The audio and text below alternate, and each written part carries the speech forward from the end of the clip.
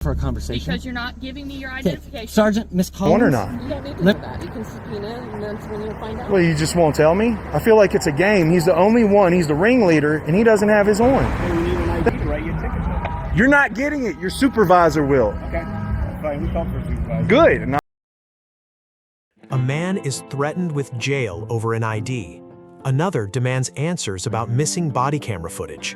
A third refuses identification and calls for a supervisor. 3 encounters, 3 disputes, 1 question. When does a police investigation become a constitutional conflict? In this episode of Tyrant Watch Files, you'll see real-world confrontations involving ID refusal, police accountability, reasonable articulable suspicion, and the growing debate over citizens' rights. Watch carefully, listen to both sides, decide for yourself. Who followed the law? Who crossed the line? Be sure to support the original creators linked below and subscribe to Tyrant Watch Files for more documented encounters and constitutional case studies. Let's just get this on the record. I have to be suspected of committing a crime, about to commit a crime, or had committed a crime. I didn't do any of those. I did what I could to dispel your suspicion. I told you exactly what was going on. I showed you the apps on my phone. I show you the plane here that's an emergency aircraft diverting to Dublin. I told you exactly what's going on. And in fact, here's the security code. 135 or 134 is what the security officer told me the code was to the bathroom, and you can go over there and verify that. To identify me for suspicion, you have to have a reasonable articulable suspicion that a crime had been committed. Matches the description of campers that What's get the stolen description from here. of the vehicle? We have a white Dodge truck. There's a lot of white Dodge trucks. That's very accurate. So you're here. We're getting a call from Okay. security who manages ZMAX. Okay. Your truck matches the description of the truck that is used to steal campers. Your truck comes back to a business. Does this description of the truck that steals campers, did they get a license plate? No. Did they get anything other than a No. white Dodge truck? No. That's not reasonable articulable suspicion at that this point, this is the truck. Exactly. That's why I have to identify you, because if you Identifying me is not going to help you find out whether or not I've no, but if the committed camper any goes crime or stolen anything. tonight, then I know I can eliminate you because I came and talked to you. You can eliminate me. What if I came back to steal a camper? Well, then I already have your information. But do you see what I'm saying? You just have It doesn't to make give your- sense. It does. I don't have to give you my license if it's not a stop on ID state and I didn't commit a crime. So Can we you have a are in an supervisor, area- please? I am a sergeant. It doesn't make any sense, Sergeant. That's fine. You are here Okay, in an what area. if I October 28, 2023, Concord, North Carolina. A citizen parked near a campground to track aircraft activity when police arrived investigating reports of camper thefts. What began as a simple conversation quickly turned into an ID refusal dispute after an officer insisted on identification without an alleged crime. The question became simple. Was this lawful police work or an unlawful demand for ID? decline to give you my ID? Then Am I free to go? No. I'm not free to go. No. You said it wasn't a traffic stop. No. It's It's not a a call traffic for stop, service. but a call for service Yes. isn't enough. Yes, it is. It's not in the enough. state of North Carolina, yes, it It's is. not enough, Sergeant. All right, well, hold on. I'll get a lieutenant out here, and we'll either determine if you're going to jail or not because you're failing. Why to give would me wait? your Wait, hold on. Why would I go to jail for a conversation? Because you're not giving me your Okay, identification. Sergeant, Miss Collins, let me tell you the problem with policing. You guys are so quick to throw people in jail. I didn't do anything wrong. I just But told is you so what hard what about I was giving doing. your driver's license Because so I can sit believe- there did and you- put your information in the Here's call, why. and we're done. Here's why. You swore an oath to defend the Constitution. You don't have reasonable articulable I do suspicion. at this point. You You're don't. In an area, you Here's match what the I'll do. description of the I'm call. going to give you my license and I'm going to file a complaint. That's fine. We're going to make this a YouTube video. That's fine. We're going to make it go famous. That's fine. And Miss Collins, I apologize because there's a lot of people out there doing a good job. But I don't think that you're doing the right thing. That's fine. And I will explain the complaint process and everything to you so that way And can you give me a complaint form? I cannot. It's at our police department. I'll give you the address. We're for the going to police do the department. complaint. Okay, that's fine. This case centers on Fourth Amendment detention standards and North Carolina identification laws. Under the Supreme Court's decision in Hybel v. 6th Judicial District Court, Identification may be required only in states with valid stop and identify statutes, and during a lawful detention supported by reasonable articulable suspicion. The citizen argues that a generic description of a white pickup truck does not establish reasonable suspicion. Police, meanwhile, argue they were responding to a theft-related call for service and attempting to identify a potentially involved vehicle. Based solely on the available facts, Citizen B+, Officer C. I cannot wait to appear in court, though. So who else is going to be signing this ticket? Steinman, since you approached me and detained me, can he sign the ticket? Is he required by law to sign that ticket since he's the one who stopped me to detain me for suspicion of committing a crime? Because this gentleman here did not stop me and detain me. He did. Can you make sure he signs the ticket, please? Thank you so very much. Are you recording body cam as well? No? Are you, sir?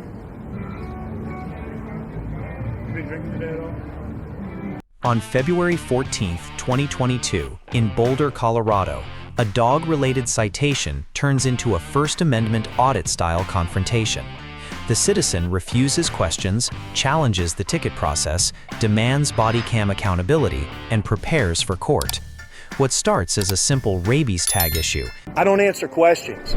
Have you been recording body cam footage? Ma'am, can you find out from him?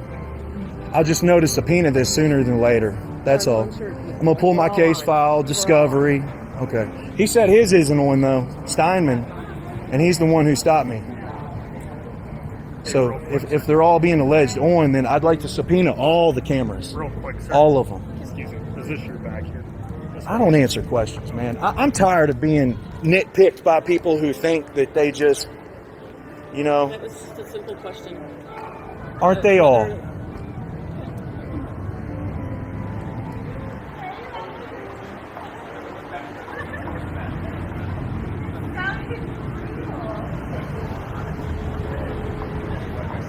So after I tried to take out the civil temporary protection order, that later that night, the first indication of stalking occurred.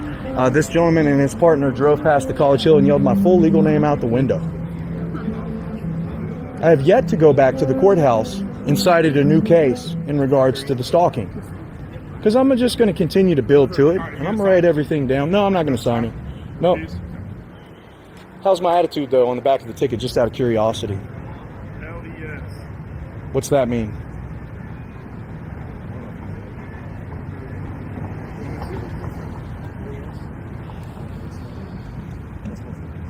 Is that green back there?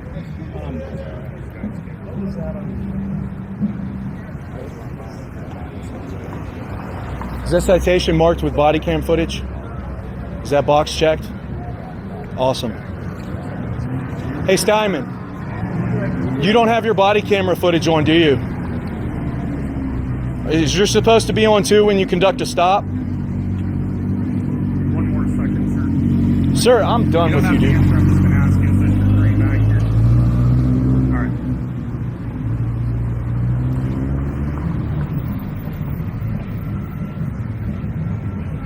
Ooh. I know. I'm getting antsy. Kick it down.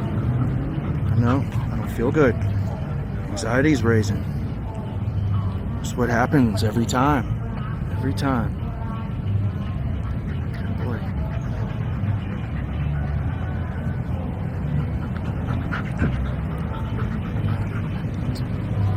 I know. This is about you.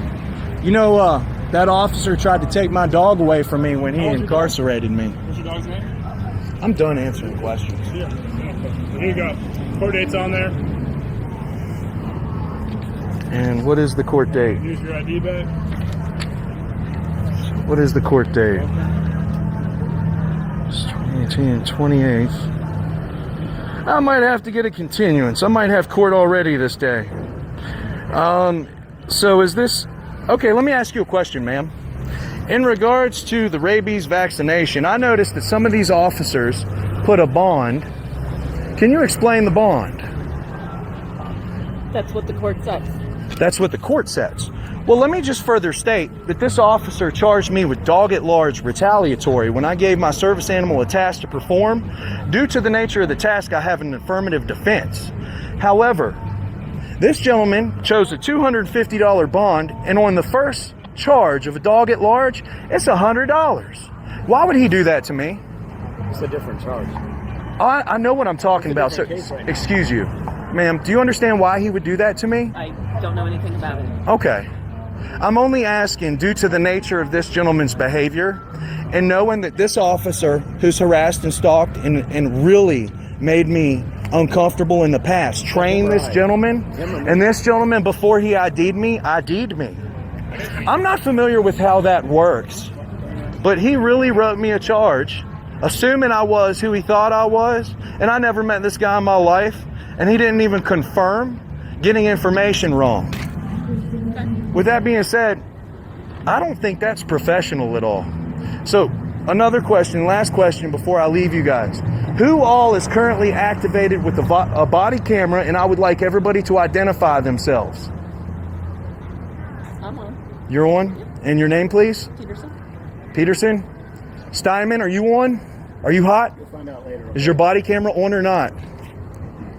He signed the ticket, though. Yeah. Can you make him answer that question? Well, no, I'm on camera, and this is going to be evidence in a court of law. So you've got us all on camera. It's not about no, but when I subpoena body cameras, Go ahead, camera subpoena footage. every single one. Well, I need to know if his is on or not. You don't need to know that. You can subpoena, and that's when you'll find out. Well, you just won't tell me? I feel like it's a game. He's the only one. He's the ringleader, and he doesn't have his on. That sounds kind of odd, doesn't it? Or it doesn't. I know. Of course we're done, because I have a valid point. I'm sorry. I really am. Okay. No, I'm So not. we're done. We are done. All right. Yeah. Good enough. Legally, this scene touches the Fifth Amendment right to remain silent, Fourth Amendment detention standards, and Colorado's body-worn camera accountability law. Colorado generally requires officers to activate body cameras during calls for service or law enforcement interactions, while Boulder animal rules can require rabies-related compliance. The police side may argue this was a valid citation investigation. The citizen side argues the stop ID process in missing body cam answers create evidence concerns. Smart question for viewers: if footage protects both sides, why avoid confirming whether it exists? Citizen: B. Officers: C-. Do you know if you don't live in Boulder City, you don't have to have those tags? Rabies, you do. You don't need a name. Do you understand that it's the law to have rabies vaccination, but it's not the law to be in possession of papers nor a tag? Sir, do you suspect me of committing a crime? I do. Okay then, I don't need to prove shit to you, and you can fucking write that ticket and fuck off. Hey, we need an ID to write your ticket. February 14th, 2022, Boulder, Colorado. What began as a simple dog tag investigation quickly turned into an ID refusal confrontation. As officers demanded identification to issue a citation, the citizen refused, requested a supervisor, and accused the department of harassment and retaliation. The question became simple: was this lawful enforcement or another escalation over identification? You're not getting it, your supervisor will. Okay. Fine, we called for a supervisor. Good, and I'll oblige the fucking wait, man. Okay. You don't remember me, do you? No. Should I? You fucking stalked and harassed me, bro. Where?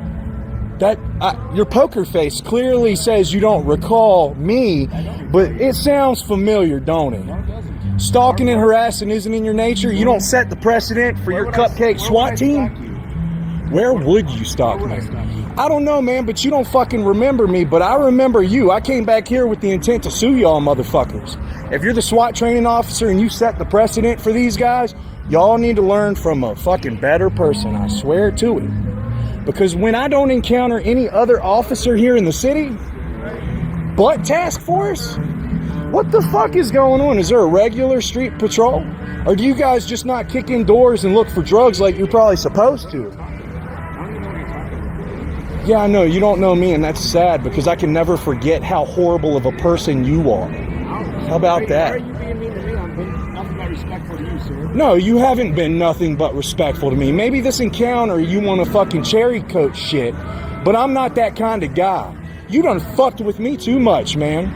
You done stopped me, threatened me with you threatened me with trespassing when I was a fucking account holder at Wells Fargo. You love to try to bust people for trespassing for cutting through that parking lot. Sounds all too familiar. You don't remember tackling a gentleman, Okay. All right. I know who the fuck you are. How long do I gotta wait for your supervisor? How much time are you gonna take out of my life? You said you wanted a supervisor. You can either give us your ID. You're not getting shit. Okay, we're waiting for a supervisor then, and if Across all 3 encounters in this series, the same question keeps returning. When does a police investigation become a constitutional dispute? In video 1, the debate focused on reasonable articulable suspicion. In video 2, the dispute shifted to body camera accountability and evidence preservation. Here in video 3, the conflict centers on identification demands, supervisor intervention, and prior allegations against the department. Whether you agree with the officers or the citizen, ask yourself this: does demanding compliance automatically build public trust, or does transparency build it better? Final grades: Citizen B, Officer C. If you want to see more real-world encounters involving ID refusal, First Amendment audits, and the growing archive of Tyrant cops files, click the next video on your screen now.